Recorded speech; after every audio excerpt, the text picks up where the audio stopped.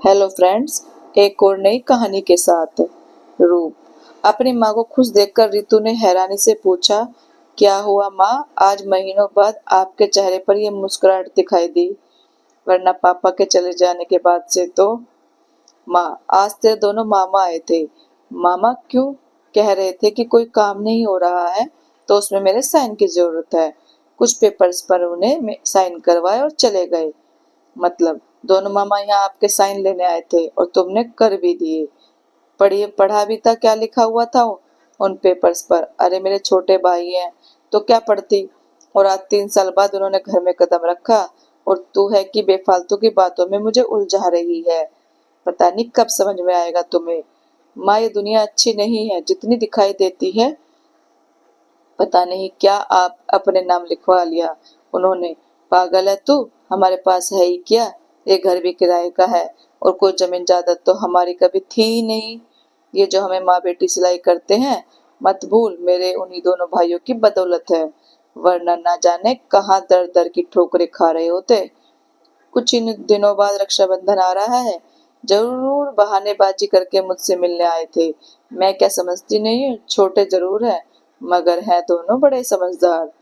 बीते सालों में इस महामारी में नहीं आए थे मगर शगुन बराबर मनी ऑर्डर करते रहे।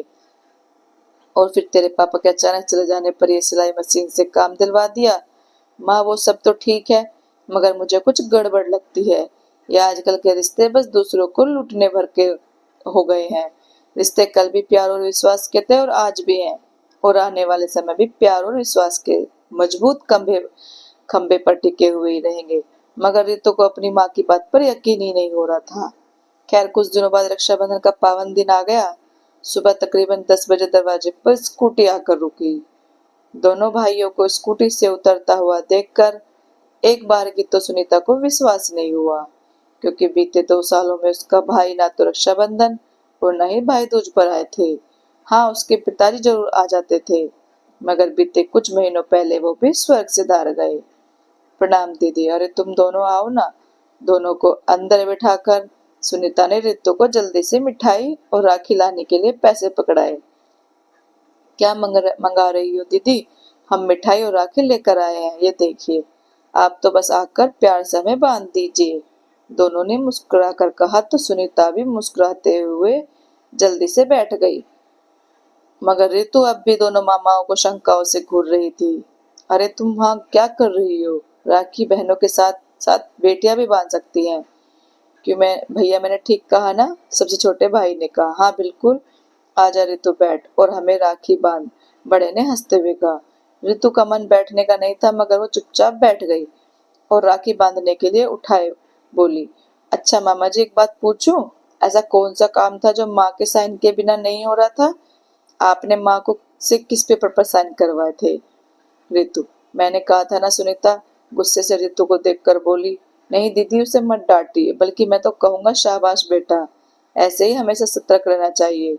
दरअसल तुम्हारे नाना जी ने एक बड़े बाजार में एक प्रॉपर्टी ली थी जिसमें तुम्हारी माँ को नॉमिनी बनाया था।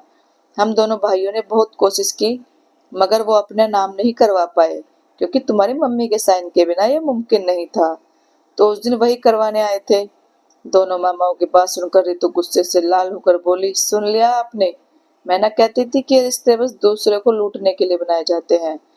कहकर रितु उठकर दूसरे कमरे में चली गई। वहीं दूसरी ओर सुनीता भीगी पलकों को साफ करते चुपचाप दोनों भाइयों को राखी बांधने लगी। मगर दोनों भाई ये सब देखकर भी मुस्कुरा रहे थे। तभी छोटे भाई ने दूसरे कमरे में जाकर रितु को पकड़कर बाहर लाते हुए कहा, राखी तो बांध दी, अपना तोहफा नहीं लोगी? मगर रितु तो गुस्से से लाल पीली हो रही थी।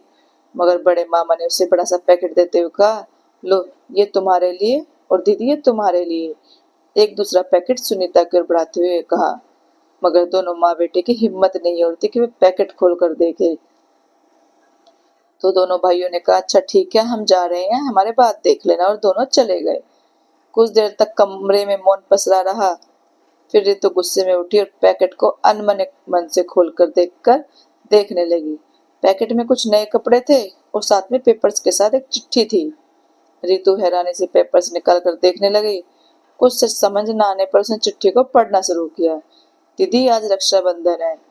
यूं तो हम दोनों आपसे छोटे हैं और माँ के बाद हमने आप में ही माँ का रूप देखा है। आपने भी हमें छोटे भाइयों की तरह नहीं बल्कि बेटों की तरह प्यार और दुलार दिया है। दीदी, पापा के साथ मिलकर हमने एक प्रॉपर्टी खरीदी थी जिसमें आपका नाम भी शामिल था, ताकि हमारी भांजे की शादी तक उसके विवाह हेतु कुछ राशि जमा हो जाए। अब पापा तो रहे नहीं और उधर जीजा जी भी नहीं रहे, और कल किसने देखा है दीदी आप किराए के घर में रहें और हम अपने, इसलिए हमने उस प्रॉपर्टी पर एक दुकान और ऊपर एक घर बनवाया है, ताकि आप दुकान पर सिलाई कढ़ाई का काम कर लो और ऊपर मकान में रह सको। दुकान मकान आपके नाम पर हो, इसलिए उन पेपर्स पर आपके साइन जरूरी थे। ये वही पेपर्स है दीदी। दीदी सिलाई जानती थी और रितु को भी इसकी समझ पढ़ सके, ताकि भविष्य में आप दोनों आत्मनिर्भर बनी रहो। इसलिए हमने आपको सिलाई का काम दिलवाया। वैसे छोटे बड़ों को कुछ दे नहीं सकते, मगर आप बड़े हो, वैसे तो अपने भाइयों अपने बेटों पर अपना आशीर्वाद बनाए रखिएगा। और हाँ, जब नाराजगी दूर हो जाए तो फोन कर दीजिएगा। आखिरकार शिफ्टिंग भी तो करवानी है, क्यों? आ गई ना चेहरे पर मुस्कुराहट? बस ऐसे ही हमेशा मुस्कुराते हुए रहना। चिट्ठी पढ़ रही रितु के साथ सुनीता भी रो पड़ी और रुंधे गले से बोली, मुझ में माँ का रूप दिखाई देता है झूठे। खुद दोनों मुझे पिता बने बेटी की तरह प्यार करते हैं। माँ में कितना गलत थी मुझे तो, मगर आप बहन भाई एक दूसरे से इतना प्यार करते हैं। केवल हम ही नहीं, दुनिया का हर भाई जरूरत पड़ने पर पिता और हर बहन माँ का रूप ले लेती है।